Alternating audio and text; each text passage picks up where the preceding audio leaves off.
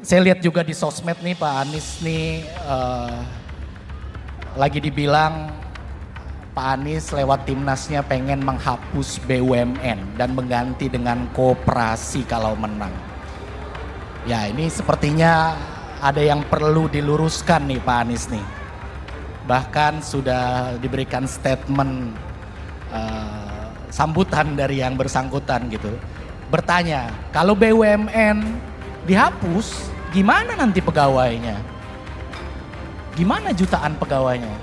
Silakan diluruskan Pak. Ini hoax atau benar nih kira-kira? Jadi gini, ada jenis informasi yang kalau kita mendengar sudah langsung tahu ini masuk akal atau tidak. Nah, kalau ada jenis informasi yang kita dengar tidak masuk akal dan dikutip oleh yang memegang kewenangan, maka yang memegang kewenangan tidak sedang menggunakan akal sehat. Kan kira-kira mana mungkin BUMN dihapus, mana mungkin. Jadi ketika kemudian itu malah Pak Menterinya yang ngomong, loh Pak Menterinya memang nggak berpikir kritis gitu. Di mana critical thinkingnya gitu kira-kira. Ini sebelum ngomong soal substansinya ya. Jadi ketika mendengar informasi itu kita bisa naker, oh ini masuk akal atau tidak gitu. Ini jelas tidak masuk akal. Nah, apa yang terjadi? Malah justru harus ditata ulang. Kelihatannya BUMN kita ini sudah banyak yang mengalami problem yang terlalu besar. Kita nggak usah bahas di sini problemnya. Nanti kita mengalami penambahan pikiran. Tapi yang saya ingin sampaikan bahwa itu tidak benar, itu fitnah dan fitnah yang tidak masuk akal. Kemudian kami ingin tegaskan, BUMN ke depan adalah BUMN yang menjalankan fungsi negara. Negara itu punya dua tangan, satu namanya birokrasi, satu namanya korporasi. Yang disebut birokrasi itu kementerian, dinas, badan, itu birokrasi.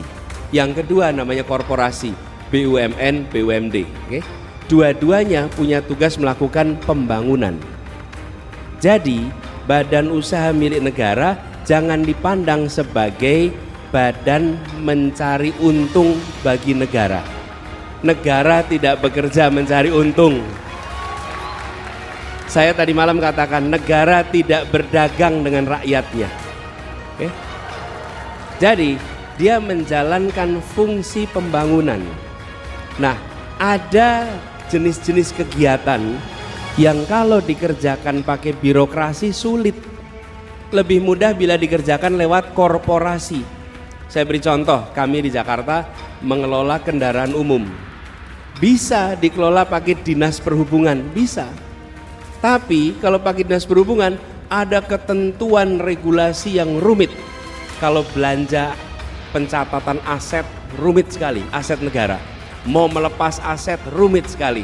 Mau merekrut orang rumit, mau mengganti orang rumit. Kenapa? Karena itu adalah pegangan birokrasi. Tapi ketika ini jadi korporasi, PT, badan usaha milik negara, milik daerah, apa yang terjadi? Belanja mudah, membuat kontrak mudah, melakukan rekrutmen dan pemberhentian mudah, ada kelenturan korporasi. Nah ini yang diharapkan ke depan. Jadi kita negara mengandalkan pendapatan dari mana? Satu dari pajak, yang kedua dari pendapatan non pajak dari misalnya sumber daya alam dan lain-lain.